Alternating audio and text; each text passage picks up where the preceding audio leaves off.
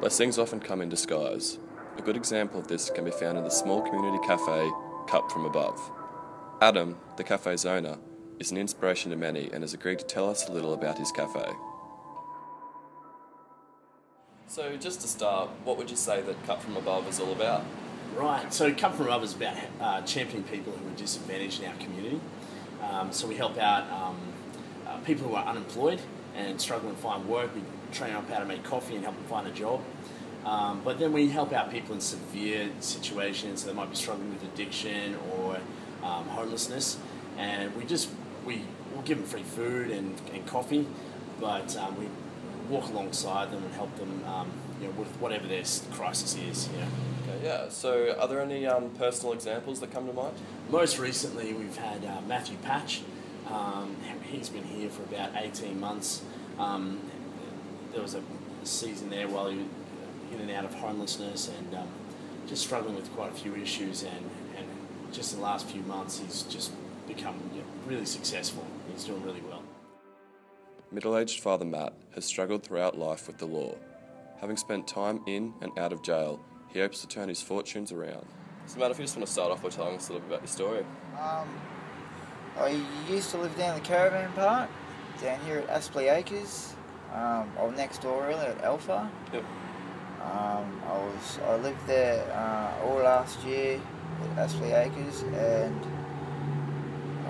I had some trouble down there with them fixing my van, so I stopped paying my rent, and I got kicked out for that.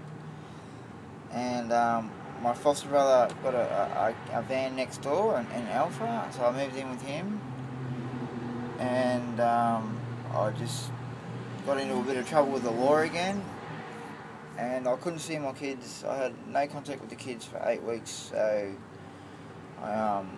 being with the brothers and all, every time we get together we get on the drugs.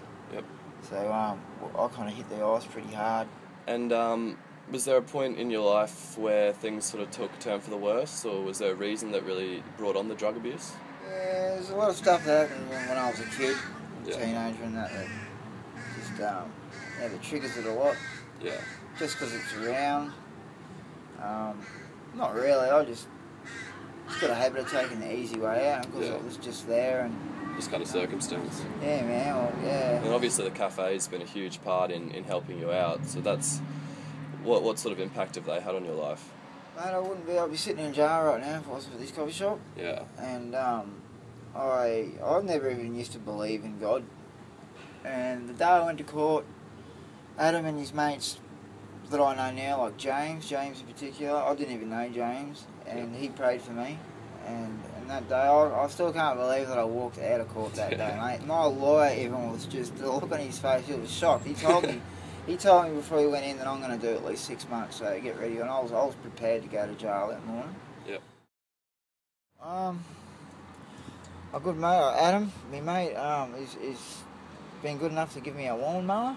So I've got a few lawns teed up at the moment, and it's just something that I could grab by the horns if I want and really give it a good go and see if I can make a business out of it and something. I mean, being my own boss would just be excellent, and it'd be good to just have on the side, even if I could get a full-time job.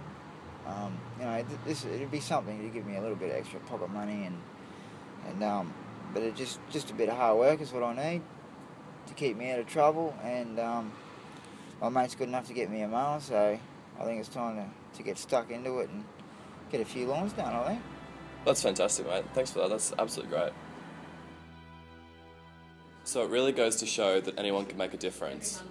It can be something as seemingly insignificant as sharing a cup of coffee that can change your life. Doesn't matter how little you feel, but know that you truly do matter. Thanks for watching.